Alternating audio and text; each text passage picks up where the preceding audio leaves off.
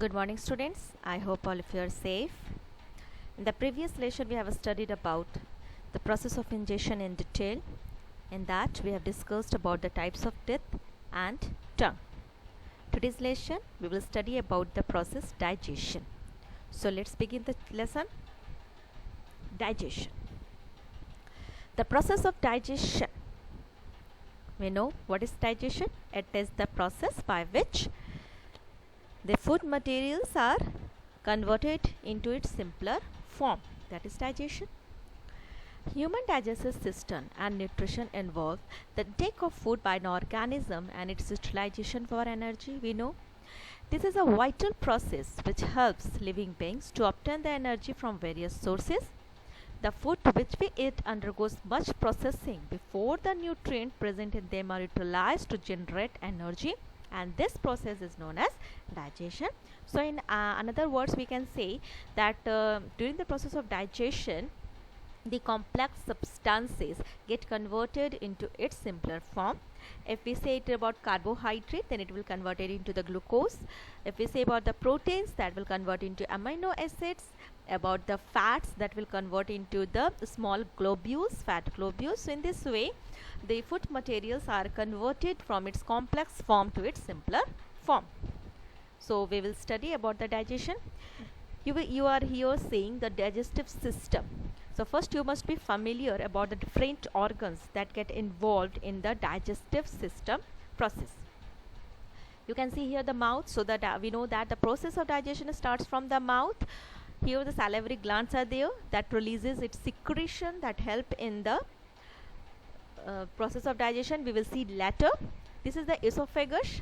Esophagus is what? This is one of the muscular organ through which the mouth food enters from mouth to the stomach. Through this pathway it enters into the stomach. You can see here, this is the stomach. This portion is known as stomach. This is the liver, gallbladder. These are acting as accessory gland organ. These are the glands that are also help in the process of digestion. This is stomach. Pancreas, you can see here, this is the pancreas. Large intestine, this is the large intestine, that is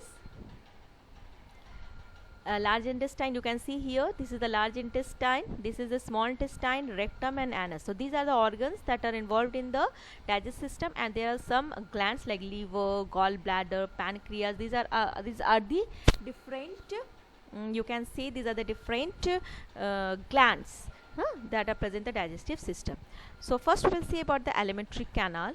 Alimentary canal is a long tube through which the food that we eat is passed. It begins at the mouth, a buccal or the oral cavity, passes through the pharynx, esophagus or food pipe, stomach, small intestine, large intestine, rectum, and finally ends at the anus. So here we are discussing about the alimentary canal.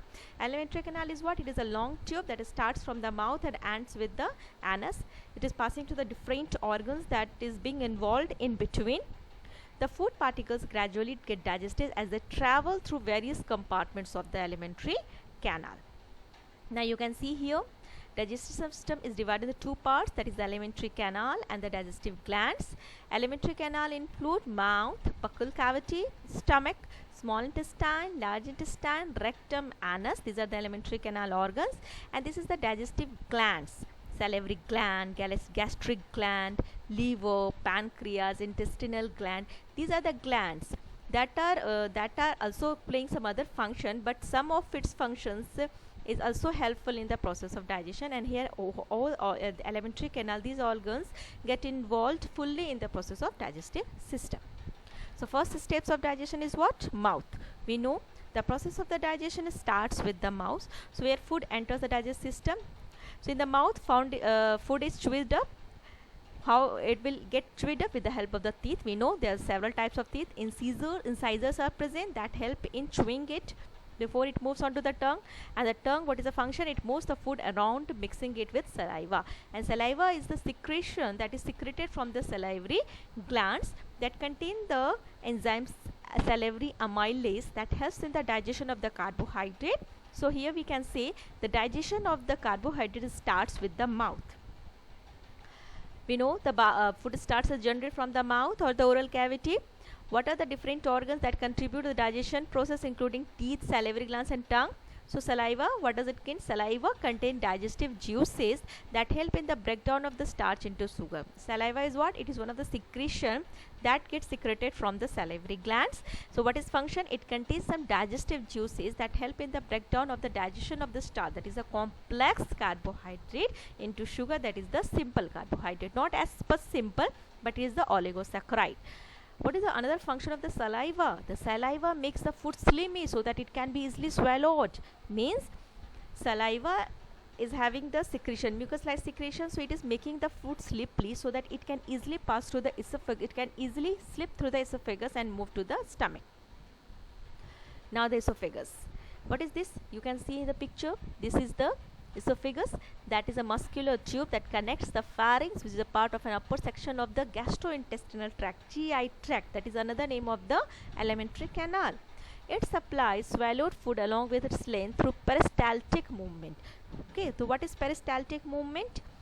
The walls of the esophagus contract and relax to produce wave-like movement, that is known as peristaltic movement, and through this peristaltic movement the food move down into a large sac-like muscular organ called stomach.